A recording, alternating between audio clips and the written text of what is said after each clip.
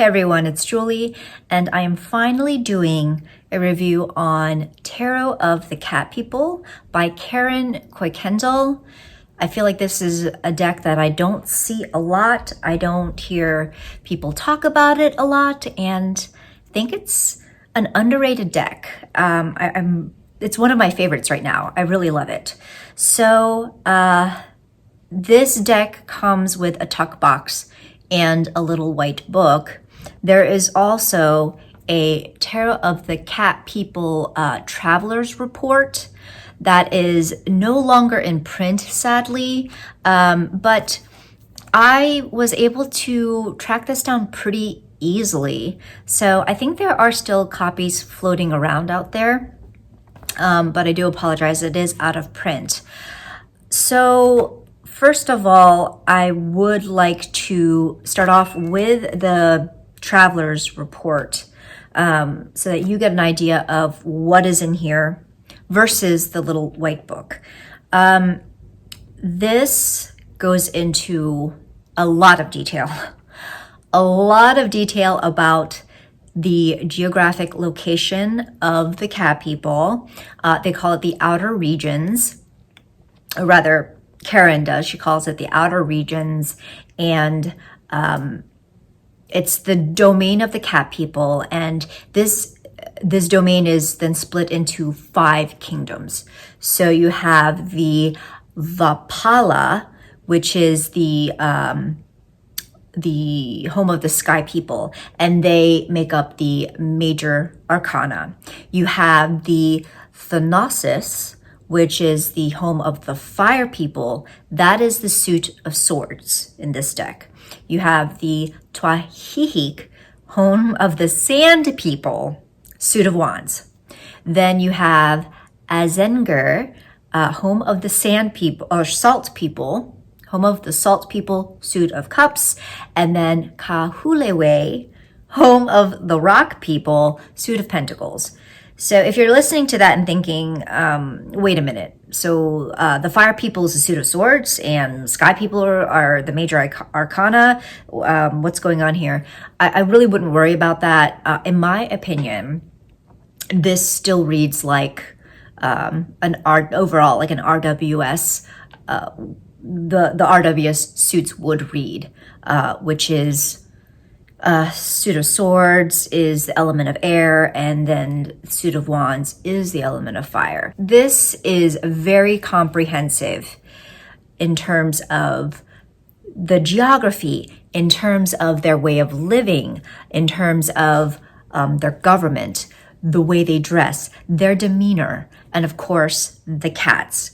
You get into a lot of detail about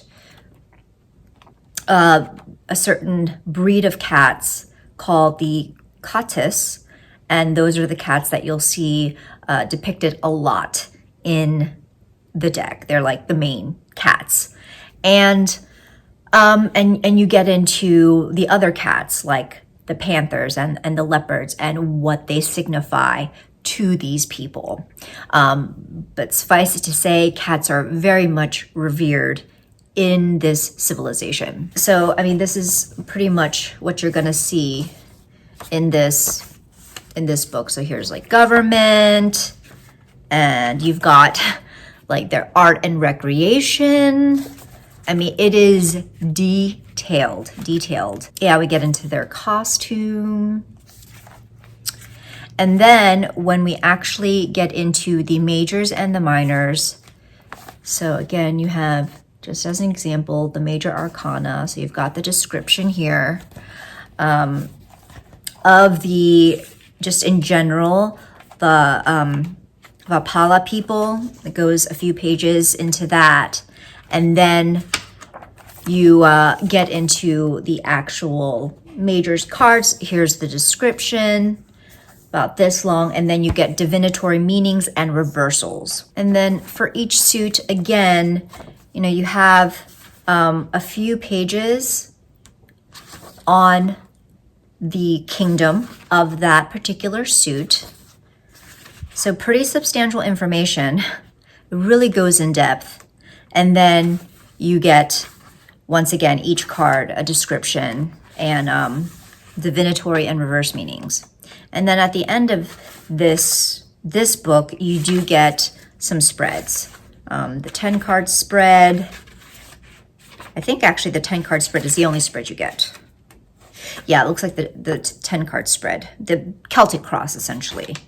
Okay, so this is a lot of information, and you can definitely, if this is your jam, this is something you can totally geek out to.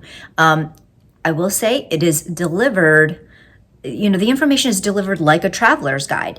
It is not written in like a kind of engaging narrative way, like say for instance, the Darkwood Tarot. That guidebook is very much story-like, a narrative. This is cut and dry information. And so, I mean, you find the level of detail. It'll be informative, definitely informative, but there was a certain point where I was like, okay, you know what?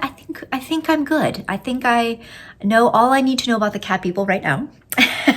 So while I have read the majority of this book, I haven't read the full thing. Now, the Little White Book is merely a truncated version of the Traveler's Report.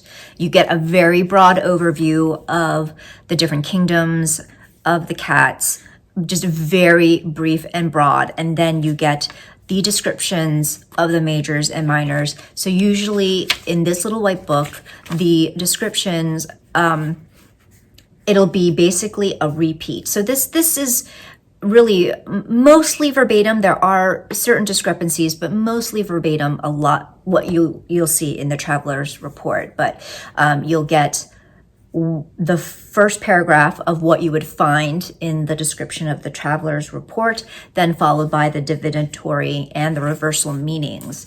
And so again, while it is pretty much mirrored from one to the other, you do get just a couple of discrepancies. So like for instance, for the full, so the description is verbatim of the first paragraph of the Traveler's Report, but then in the Little White Book, for divinatory meanings, you get beginning of an adventure, enthusiasm, new opportunities beckon, unlimited possibilities, pleasure, passion, etc. Whereas for the Traveler's Reports, it's different. For the divinatory meanings, you get thoughtlessness, folly, extravagance, lack of discipline, immaturity, foolishness, etc. Just as another example, for the Moon card, the description is a little different in that you do get some of the same description from the Traveler's Report, but what this Little White Book has that the Traveler's Report doesn't is a little bit of text that is not included in the bigger book, which is that traditionally the moon has been associated with evil and with women who, as witches, were considered capable of evil, deceit, and mystery. Cats, being nocturnal predators, have a similar association, and a woman who befriends cats might be accused of being a witch. And that excerpt you don't find at all in here. So once again, you'll see little bits of discrepancies, similar with the minor arcana, but nothing too jarring in my opinion. There are a few cards where the meanings maybe stray from traditional RWS, but for me personally, I'm still able to read with them how I want to read with them. So that hasn't been an issue for me. Now let's talk about the deck itself. Once again, it does come in a tuck box that I no longer have. This is, I can't remember if I said it was by US Games. Here are the backs. So this is the Cottis cat that you'll see throughout the deck. It is reversible. This is a little bit shorter and narrower than a regular, a standard tarot sized card, which I love. I love the size of this. It's perfect. The cardstock I think is also great. It's bendy. It's not in my opinion, too thin, and it shuffles and bridges beautifully. So I really don't have any complaints about the deck other than, so I know a lot of people, they're really bothered by this copyright information. That doesn't so much bother me as, and I don't know if the camera will be able to pick it up, but every single card has Karen on it. It's like every card, there's like Karen on here somewhere, usually the bottom. And it just gets really distracting after a while. Just every card, Karen, Karen, Karen. We don't need that. We know who the deck creator is. So I will show you some images. This is not a full walkthrough. Like I said, think that this is a deck that isn't discussed very much. I saw this on Mixtress Ray's channel, as well as Allison from Determined to Shine. And I think Allison was the one who said that she thinks of this as like her Star Trek deck. And I totally understand that. I totally see why. And that is really part of its appeal for me because I feel the same way. It's like you are on an episode of Star Trek. The Next Generation is my preferred series. And you find yourself on another planet and just getting to know this different civilization that you've never met before. And so that's how I feel about this deck. One really huge kind of draw for me also is that the images, the way the characters are drawn or painted, there's not this emphasis on youth. So many of these characters are physically mature. So you get a lot of crones and elders that would be seen as kind of wise ones. And I love that. I love that. And, there's just so much detail to immerse yourself in when it comes to their costumes and the cats, the katis, and the background details.